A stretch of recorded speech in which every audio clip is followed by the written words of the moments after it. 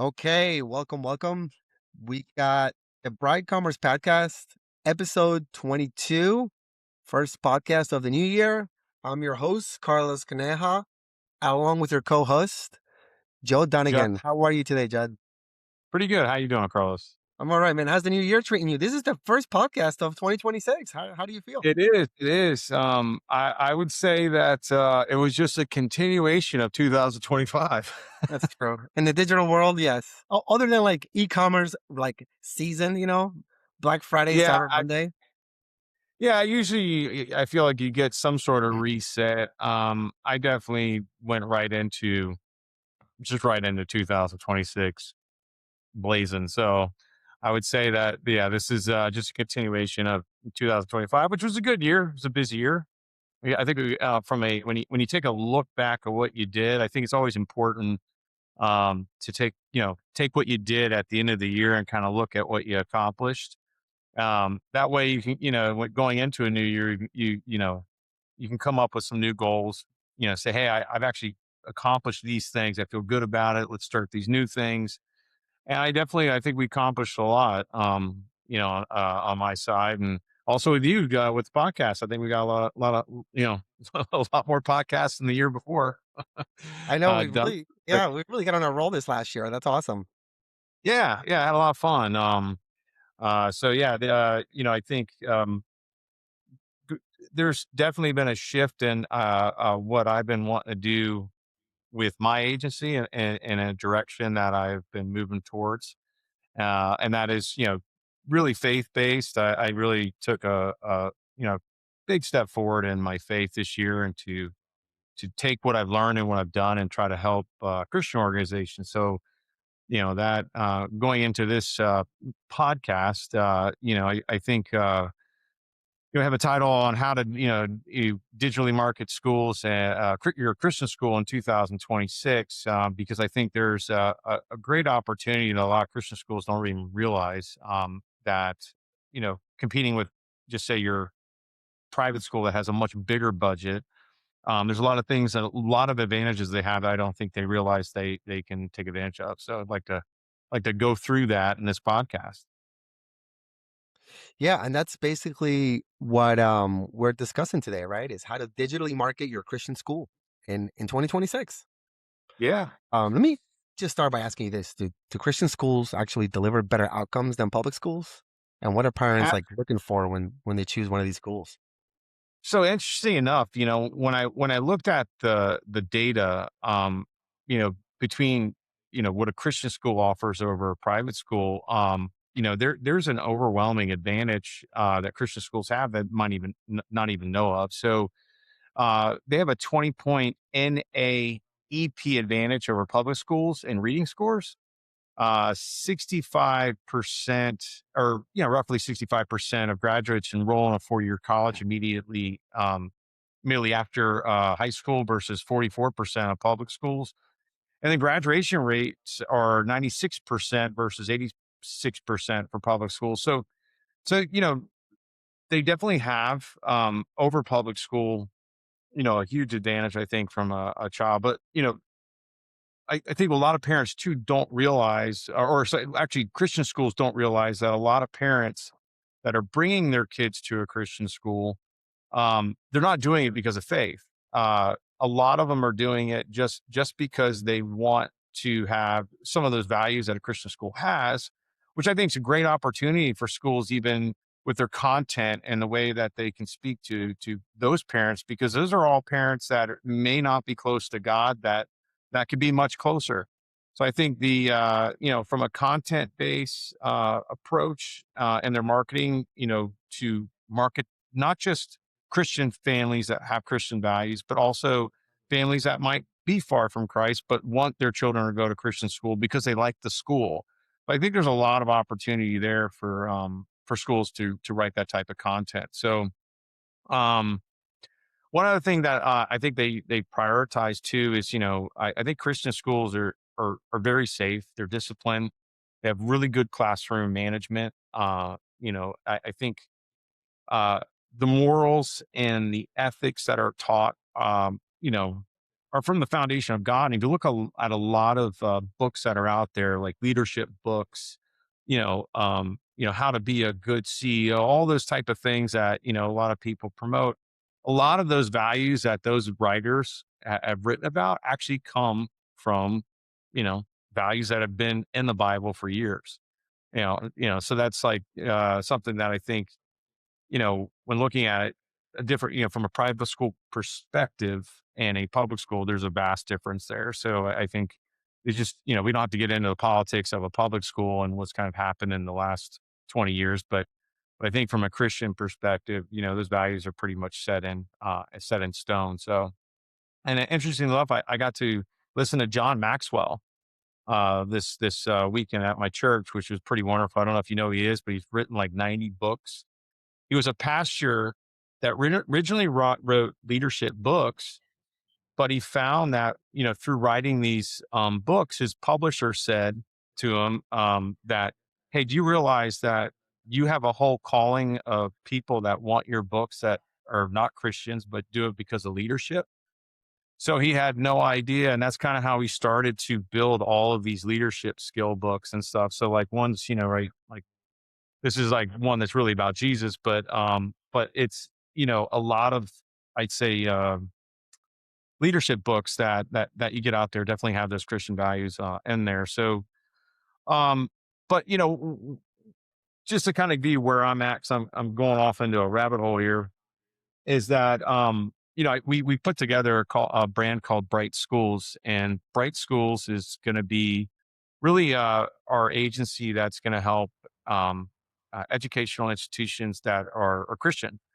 Uh, what we've done it too is partner up with a nonprofit called 2G as well that builds not only churches but schools in Uganda. So 5% of our revenue will go back to that foundation. So just it's a good feeling inside when you do something. I think that really it's for a higher power than you. And I've been burning the candle on both ends like you for an agency. And I really found that, this calling and this direction for me, it just feels right. So we've already helped several schools.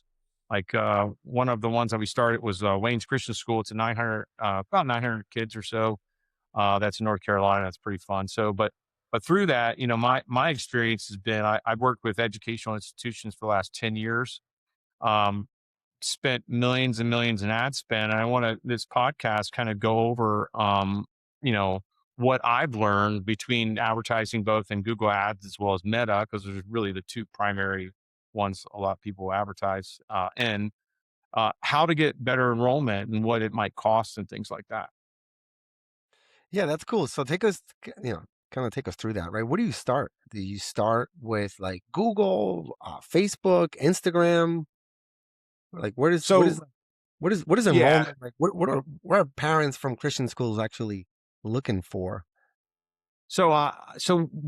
well, first, I think the content really matters. So before you get into advertising, a little bit, just a little sidestep there is that you definitely want to make sure you have the right content and the right voice, and your brand is it conveys who you are as a school. You have your pillars as a school. You know, that has to be there. What I found with a lot of Christian school sites compared to, let's say, the private school next door that has a much larger budget, is that the site itself needs a lot of work. It's just your standard kind of about us. Doesn't really flow the way it should. And when taking a look at, let's say, a private school, there is a method to that madness and in the pages that have to be created. So, for enrollment. So you want to, kind of capture that before you dive into doing ads, which we can go over a little bit later. But yeah, when looking at Google ads versus Meta, the cost per lead that I have found on average is going to be around 100, $15 or so versus $170, for Meta. So Google's always kind of been better, because Google's really, a direct driver, I think, getting parents into the school because it's, someone searching, where Meta is more of a social space, a little bit harder to get someone to jump out of a social mentality and want to think about school. So you really have to have a good content play, I think, for that. So it's around 30%, 31%. I think the cost per lead is lower on Google Ads for a full enrollment cycle. Um, we also looked at, every single month of the year, and Google wins January, February, March, April, June, July, August, September, October, November, and December. So it kind of like every every month, you're able to establish more leads than you would, let's say, with Meta. So there's some scenarios for that. I think one is going to be the time of year. Depending on if it's the enrollment time, whether it's not the enrollment time, you definitely shouldn't be. If you are spending money every month, you should there's certain months that you shouldn't be. Like, you should have very little on so that the machine learning is still working, but you should not be, you should save your budget for peak months out of the year for that.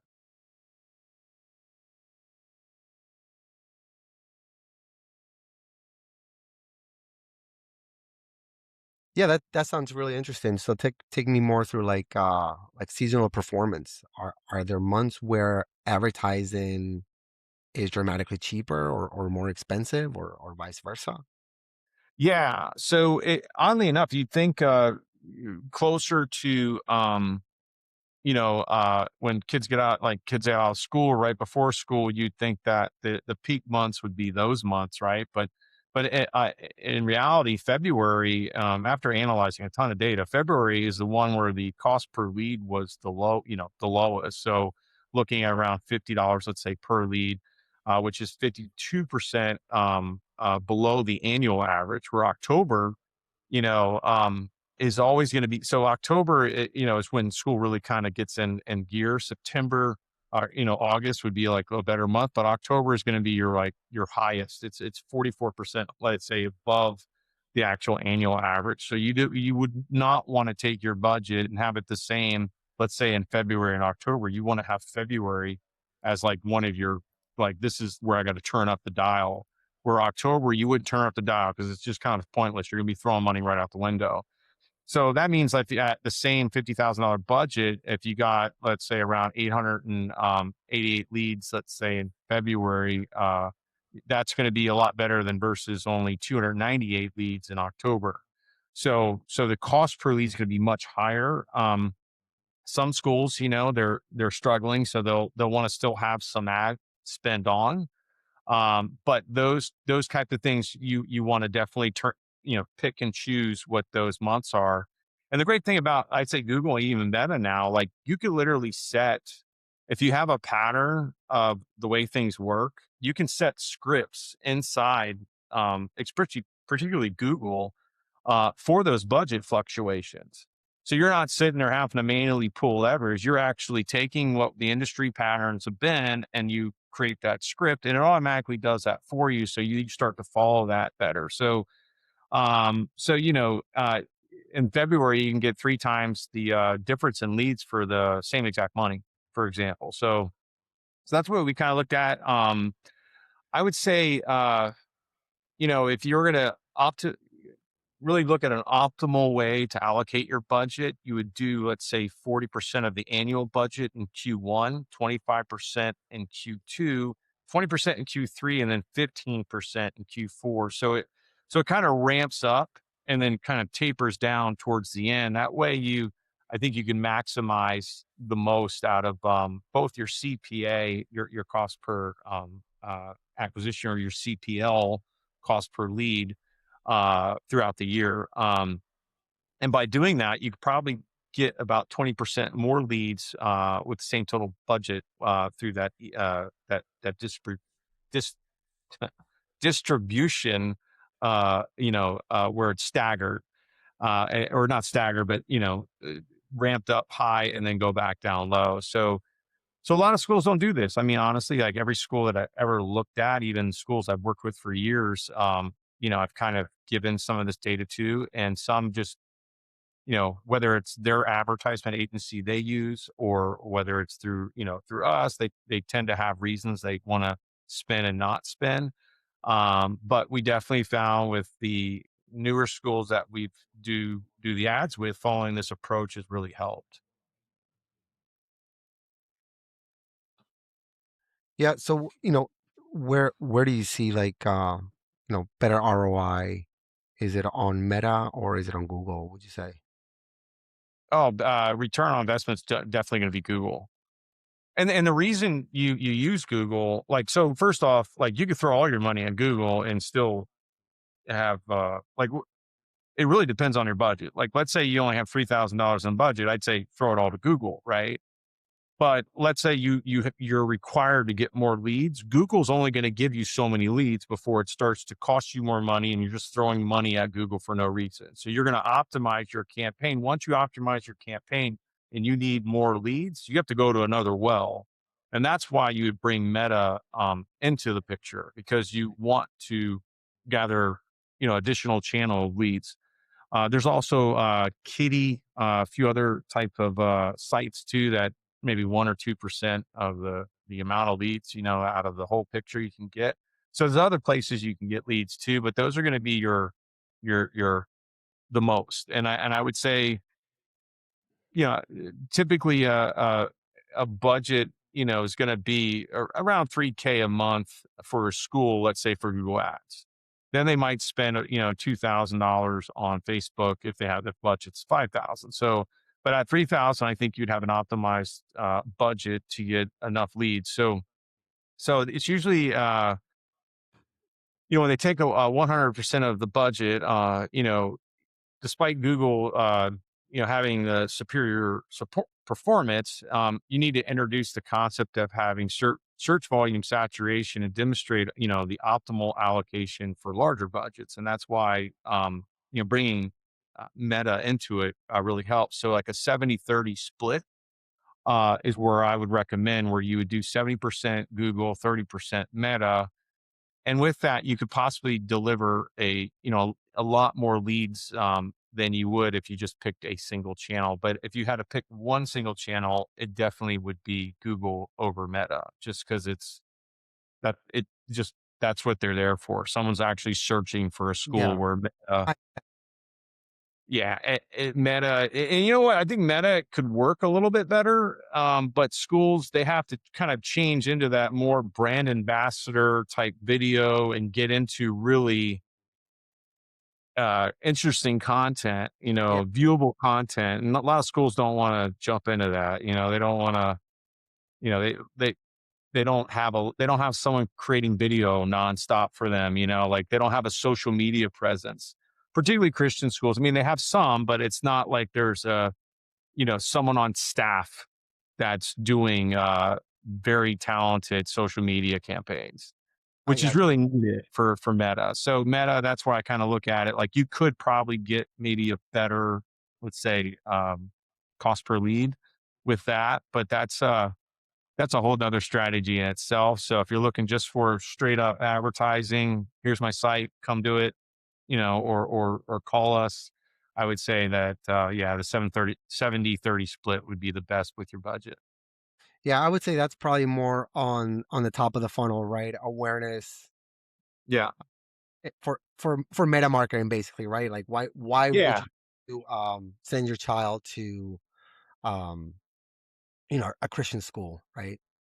Yeah. And all those reasons, like having it and stuff. And also just I think, like, community outreach is great too. Like, even any school that does community outreach, and helping within the community, I think that's where Christian schools definitely have a just a bigger, when it comes to the community, there's a whole lot of, um, you know, donating as well as volunteering, food drives. You don't hear private schools doing a food drive every other day, trying to feed the homeless, right? You hear a ton of it though through Christian schools and stuff. So you see that, and that's where you get that, I think, that different quality just from a standard private school versus a Christian school. So yeah. Yeah, and what about retargeting? Since kind of we're talking about Meta, you do a high intent search on Google, and then it's always easy for you to set up retargeting on other platforms.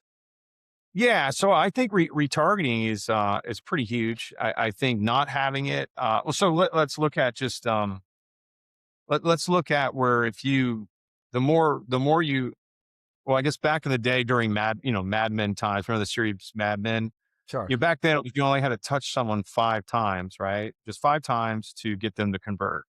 Now I think it's around 15 or 20. It's kind of crazy. Like they have to see you in all these different places at least 15 times. So I think retargeting is definitely going to help that. And I think retargeting, when you have enough traffic, like, so if you have to have a good enough budget to advertise in many different places for retargeting to work. So if you don't have any traffic really coming to your site, you don't have people coming from social channels and everything, it's really going to be hard for retargeting to work. So if you do it in the right way, that strategy could really lower your cost per lead from that $50 to, like, say, $9. It really can lower that. And that's just because they're touching that person multiple times and then getting them to convert. But the cost per click and the cost per acquisition for that customer in either channel, Meta or Google, is going to be a lot lower because I guess you would say they're hot. They're more a hot lead that's already kind of know who you are, and ready to convert. So, when we looked at one of the case studies we did for a Montessori school was around $200,000 in a 4-year period. Created around 1,600 leads, and I think it was down to like $6 a lead per lead from the retargeting campaign. So one thing I recommend, if you are going to do a retargeting campaign, you want to do that after about 6 months of good data and good saturated traffic. And You wanna you one want thing I always you wanna start your retargeting after 6 months? Is that what you're saying? well, yeah, like I typically like, so if me personally, like if you think about it, like the first 3 months of building up a new school, like that doesn't have a campaign, you really got to start getting the quality traffic in. Once you have the quality traffic in, like month three, you can actually start the retargeting campaigns and that. But I really feel like after 6 months of just your data coming in, that's when you start to see a higher climb in those conversions. I also think, like if you're starting getting into advertising, or let's say you're a school and you're like, we're not going to advertise now in June, but let's say we're going to advertise, in the following year in January. Make sure all your pixels are added. It doesn't matter where it's from, because you never know where you might advertise. TikTok being a really great place because they I'll get into this one topic in a second, but back to the pixels. Pixels themselves are going to collect a lot of that data. So the longer those pixels have to collect data before you start your ads, the better off and the less spend you're going to do, because machine learning's already got the data. Like it already knows, like it says, okay, I'm going to pick from here, which I have already 6 months of data. I can do a better job at it. Where if it doesn't have that, you just turn on a retargeting campaign, it's going to progressively take more time. So I wouldn't expect it to be just awesome right out the gate unless you have a ton of traffic already coming to the site. So that's one part. But going back to Christian schools and TikTok, I wanted to say one thing about that is that, so the one thing that Christian schools have against them, which is horrible, is that Google, if you say Christ, Bible, church, any of those, they'll restrict your ads over, let's say, a private school. So it's a little bit trickier, because anything on your site that says Christ, God, anything like that, they'll suppress your ads.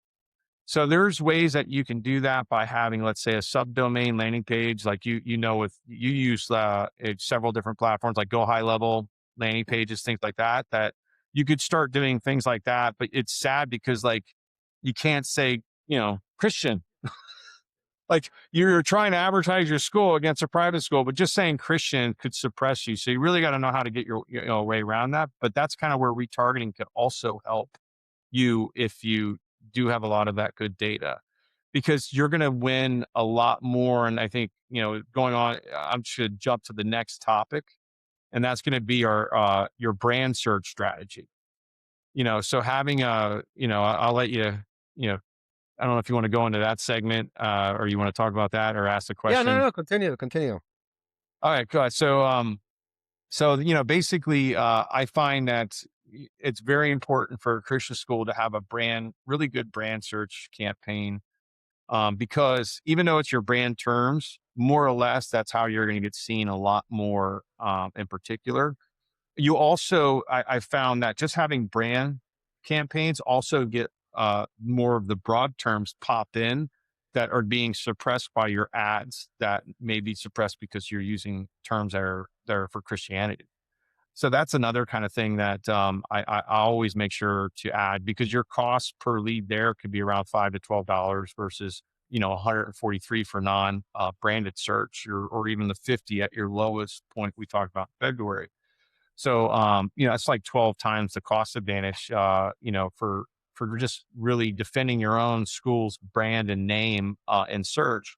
Which, by the way, if you do get trademarked, you can submit that to Google and no one can bid on your brand terms, making it even stronger for you. So that's something I found with Christian schools that really help. The one thing you don't want to happen is that 20 or 30%, which is on average of other schools coming up when they search your name.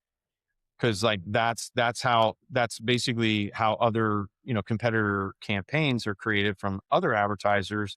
When they search your name, they accidentally click on, didn't realize someone else's school. Now they've just been funneled away from the thought of looking at you, and now they're looking at another school. So you want to, protect that as well.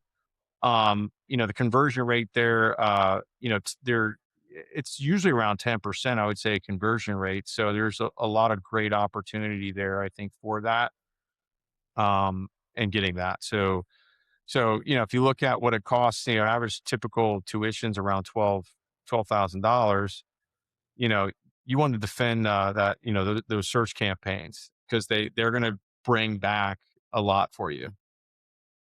Yeah, and for the record, on the whole copyright thing, you can still run ads.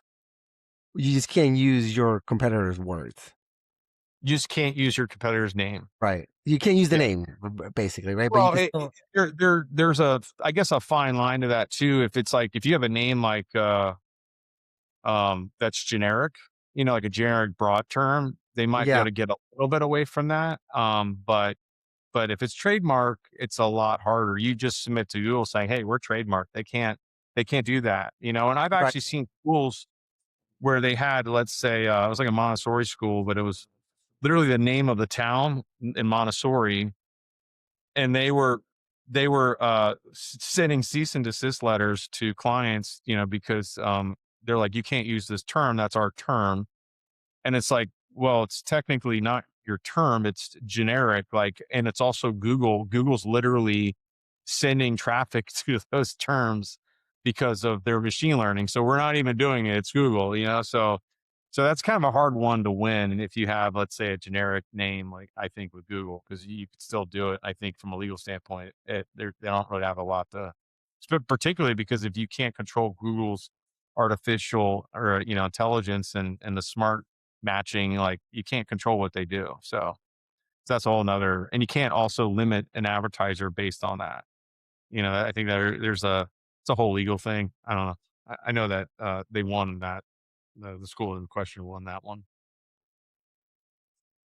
All right, cool. Yeah, can you give me like some like actual ROI example, like based on spend? Okay.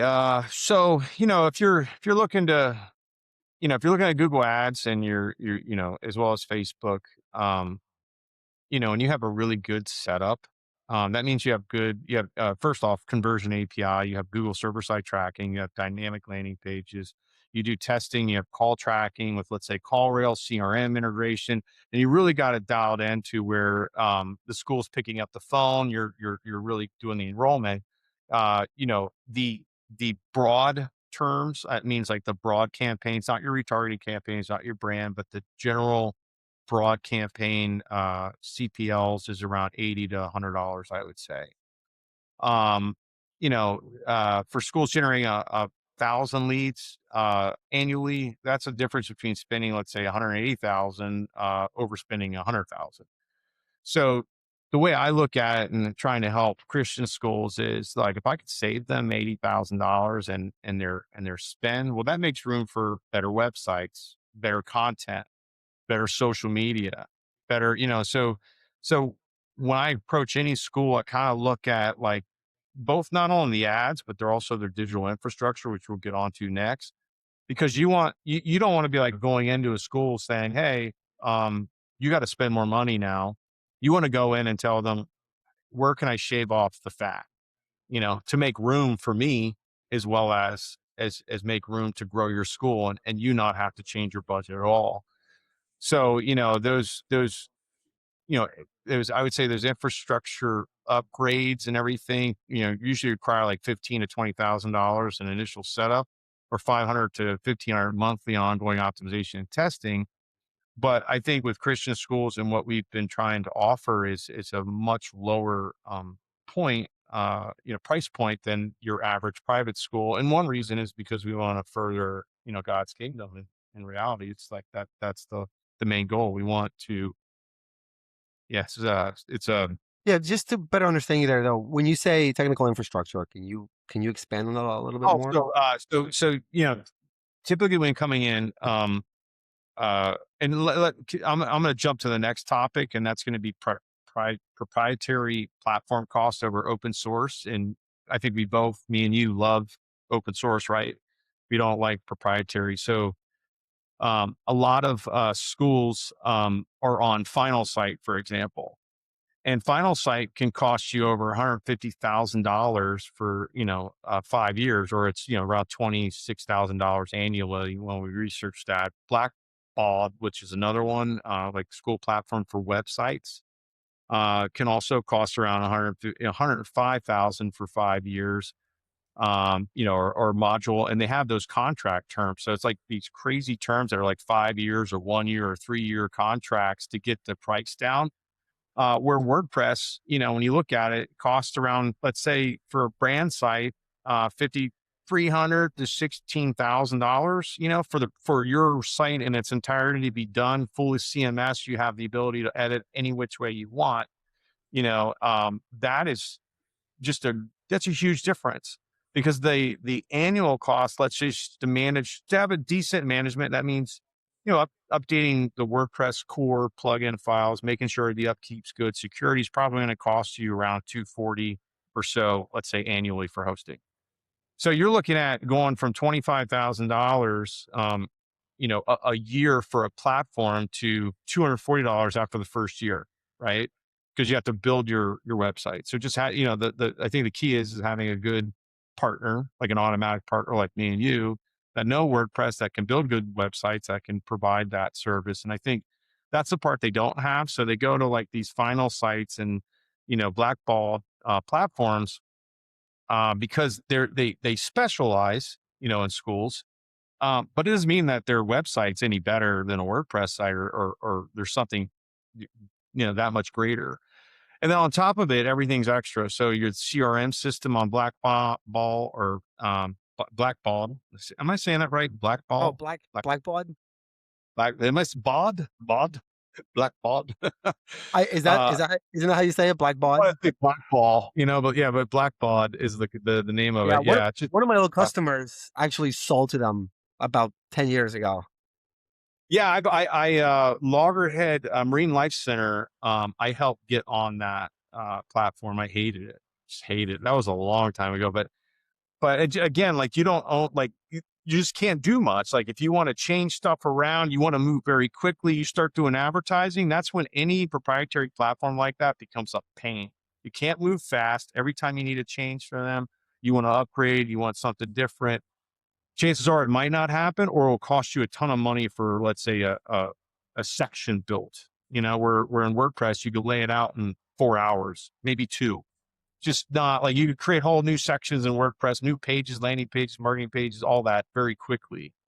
where I think those platforms is where they're stuck. And that's a lot of the feedback that I'm hoping to get. We're doing a trade show with School United. It's like 300 Christian school, heads of school leaders there, 3,000 people next month. And that's like the questions I'm going to be asking is like, you know, do you know about WordPress? Because I feel like, these platforms have they dug in, and I think WordPress, some know, but I think a lot of school leaders don't know how much they have on the table that they can bring back to the school.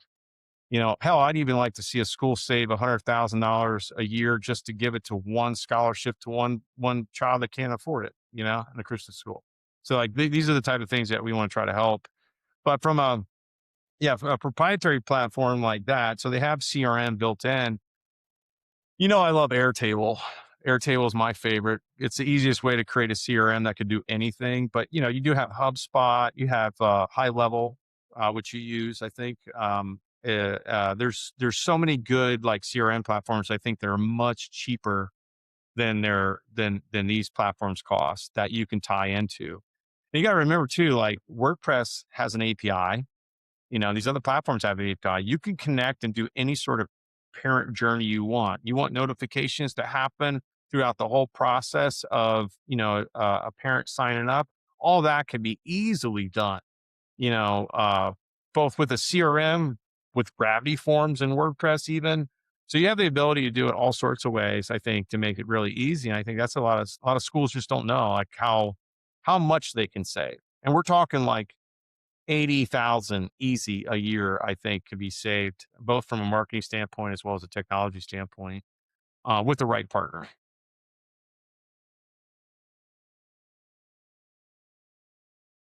All right, yeah, I think just might be, good. sorry, Carl. I think this one we already kind of went over.